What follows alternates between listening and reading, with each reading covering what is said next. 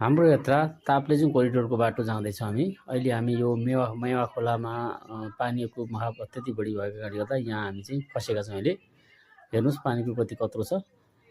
यस्तो अवस्थामा कसरी पार गर्ने भन्ने कुरा हामी चिन्तित भइरहेका छौँ र फाइनली हामी कटेर हामी पारिपट्टि कटिसकेका छौँ। केटाहरूको मस्ती चलिरहेछ अहिले। यो चाहिँ तुम्माम्फी गाउँपालिका भनेर स्वागत छ भनेर लेखिएको बोर्ड छ। यो हो तम्मर कोरिडोरको बाटो, यो देखिएको दृश्य। अब यहाँबाट हामी तुम्माम्फी गाउँपालिका लाग्दछौँ।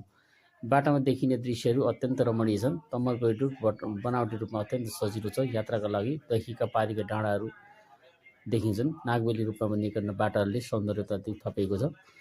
ठाउँ ठाउँमा देखिने कच्ची बाटो बाहेक अरू विरोध रूपमा लगभग 75% पिच भइसकेको बाटोहरू तम्मर कोरिडोरको बाटो देख्न सकिन्छ। हामी यसरी यो तम्मर कोरिडोरको बाटो अविच्छिन्न रूपमा गइरहेका छौँ। यो बाटो चाहिँ हामी फेदिमा गएर जोड्नेछौँ। अब देख्न सकिन्छ बाटोमा देखिएको छ। फाइनली हामी काबेली नदी पुगेछौँ। काबेली नदीमा छोराले चाहिँ ढुङ्गाको मूर्ति बनाएको छ। यो प्रायः ताप्ले जाँदाखेरि काबेली नदीमा स्नान गरेर मुख धोएर अगरबत्ती बालेर आफ्नो भाकल पुऱ्याओस् भनेर चाहिँ काबेली मातालाई एउटा कान्छी माता सम्झेर हामीले काबेलीमा दर्शन गर्ने गर्छौँ। फाइनली हामी काबेली दर्शन गर्दै आएछौँ र यहाँ एउटा मन्दिर छ। मन्दिरमा पुजारीले यसो फलाकेर मन्दिरको बारेमा आफ्नो भाकल पुऱ्याओस् भनेर चाहिँ फलाके गरेर एउटा मनमा आनन्द पनि प्राप्त गरेछ।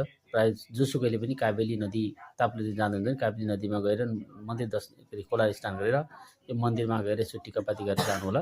त्यस्तै र हामी काबेली नदी अब फाइनली तर्न आँट्दैछौँ। यो नयाँ बनिएको पिच पुल बाटो हामी खोलाको दर्शन गरिसकेपछि हामी खोला पार गर्न जाउँ।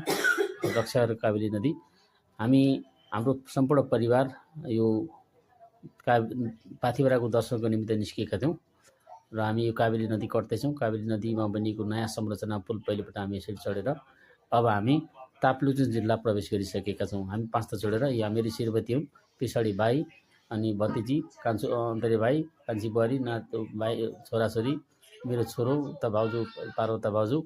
मस्ती छ। अम्मक बाटामा अम्मक भेटेका छौँ। खाँदै मस्ती गर्दै हामी ताप्लेजुङ पुग्दैछौँ। अगाडि हाम्रो ज्येष्ठ नागरिक दाइ हुनुहुन्छ जनक दाइ र हाम्रो सम्पूर्ण परिवार मिलेर हामी ताप्लेजुङको यात्रा गरिरहेका छौँ।